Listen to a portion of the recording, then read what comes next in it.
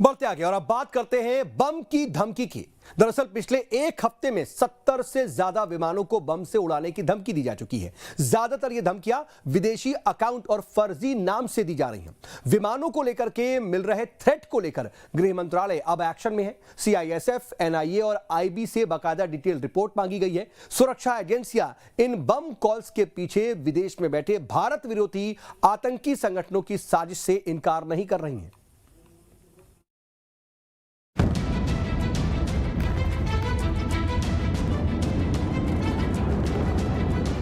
दर्जनों विमानों को धमकी।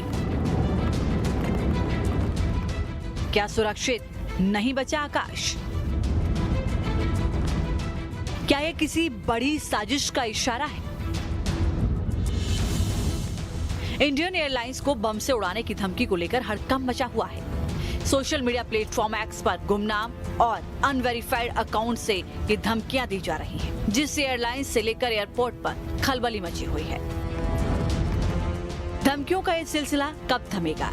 कौन बुन रहा है विमानों में बम की धमकी का जाल? क्या देश की एविएशन इंडस्ट्री के खिलाफ साजिश हो रही है? विदेशों से हो रही है?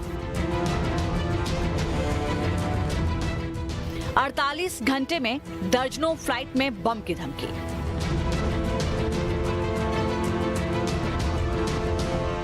सिर्फ शनिवार को दर्जनों उड़ानों को बम से उड़ाने की धमकी दी गई। अब इंडिगो अकासा की 5 फ्लाइट्स को threat call.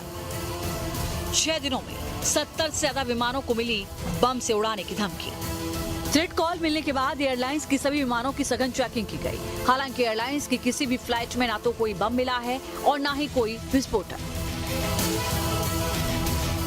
Indigo airlines, Akasa, Vistara, SpiceJet, star air और एलायंस एयर, ये तमाम विमान कंपनियां बार बार धमकी की शिकार हो रही हैं।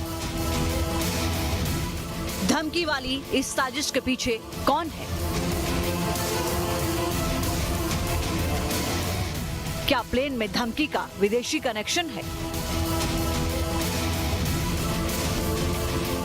एविएशन सेक्टर में बार बार मिल रही धमकियों को लेकर केंद्रीय गृह मंत्रालय एक्टिव हो गया है।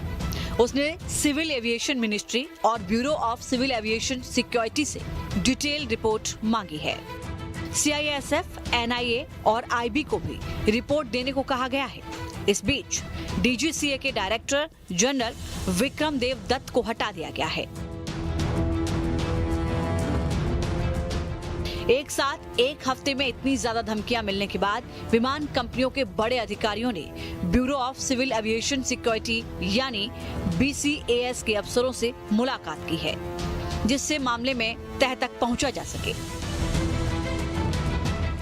चिंता की बात यह है कि धमकी का ये सिलसिला पिछले एक हफ्ते से चल रहा है, जिसको लेकर सरकार एक्शन में है। केंद्र सरकार ने 16 अक्टूबर को फ्लाइट्स में एयर मार्शलों की संख्या दोगुनी करने का फैसला किया था, लेकिन धमकी का ये सिलसिला रुक नहीं रहा है। मुंबई पुलिस ने फ्लाइट में बम रखने की झूठी खबर फैलाने के मामले में एक शख्स को गिरफ्तार किया है। यहां एक नाबालिग को भी हिरासत में लिया गया है। इन्होंने 14 अक्टूबर को इंडिगो फ्लाइट में बम रखे होने की धमकी दी थी। लगातार मिल रही धमकियों के बीच दिल्ली पुलिस ने भी 6 एफआईआर दर्ज की हैं। सरकार ने विमान में बम होने के फर्जी दावे करने वाली 10 सोशल मीडिया अकाउंट्स को भी ब्लॉक कर दिया है।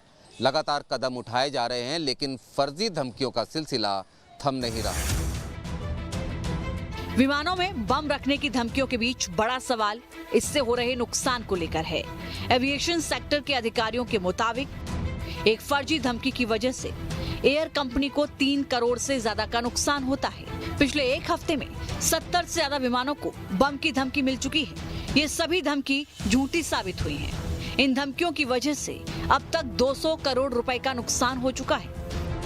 विमानों में बम की धमकी का ये पैटर्न हैरान करने वाला है। बार बार इन फर्जी धमकियों के जरिए अफरा तफरी का माहौल तैयार करने की कोशिश की जा रही है। एयरलाइंस को धमकी भरे मैसेज भेजने के मामले में 16 अक्टूबर को एविएशन मिनिस्ट्री संसदीय समिति को जवाब दे चुकी है। आरोपियों की जल्द पहचान और एक्शन की बात कही जा रही है। मीडिया रिपोर्ट्स के मुताबिक सभी साइबर यूनिट्स को धमकी देने वाले सोशल मीडिया अकाउंट्स को ट्रैक करने का निर्देश दिया गया है। इनमें से ज्यादातर अकाउंट विदेश से ऑपरेट हो रहे हैं। इनमें से कुछ पर कार्रवाई भी हो चुकी है। कुल मिलाकर यही लग रहा है कि इस साजिश के तार बहुत दूर तक फैले हैं। धमकियों का ये सिलसिला जल्द से जल्द खत्म हो, इसके लिए कदम उठाए जा रहे हैं।